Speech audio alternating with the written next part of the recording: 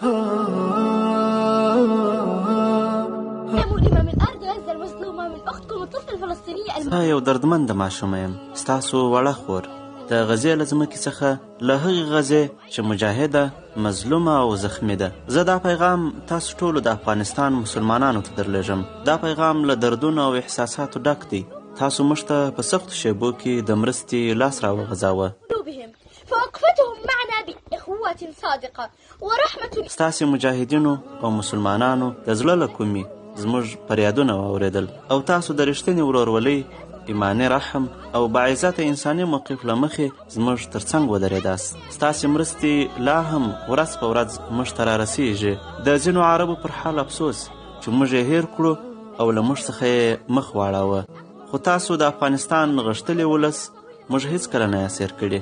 تاسو تل زموږ دردونه داسې احساس کړي. إدارة صوت أفغاني نحن ندعو له دائما وندعو له لکه ستاسې چې خپل دردونه وي. موږ د زړه له تله له منصور افغان ورور څخه مننه کوو چې له ډېرې مودې راهیسې د مظلومو فلسطیني کورنیو مرسته کوي. ستاسې مرستې د افغان غږ ادارې له لارې موږ ته رسیږي. موږ تل د هغه لپاره او ستاسو ټولو لپاره دعا کوو. موږ یو ځل بیا له تاسو څخه غوښتنه کوو فمن استطاع منكم فليستمر في دعم منصور الأفغاني وليرسل تبرعاته عبر إدارة صوت أفغان. موږ مه هېروئ، زموږ حالت ورځ تر بلې خرابېږي. زموږ ماشومان وږي دي، مورګانې مو ژاړي، کورونه مو وران دي.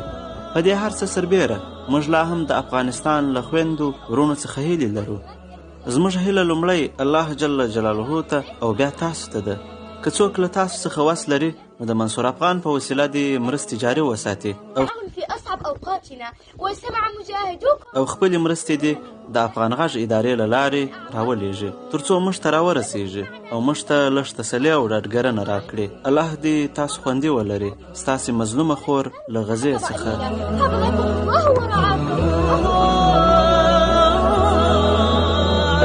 سرمایه‌دارو او مالدارو له خپلو مظلومو ورونو سره همکاري وکړئ. له نفلي اعمالو تیر سئ او واجبات له غاړې سپک کړي او په دې سخت امتحان کې ځانونه کامیاب کړي. د ادارې شمیره 09055 440 شمیره یو ځل بیا 09055 440 440.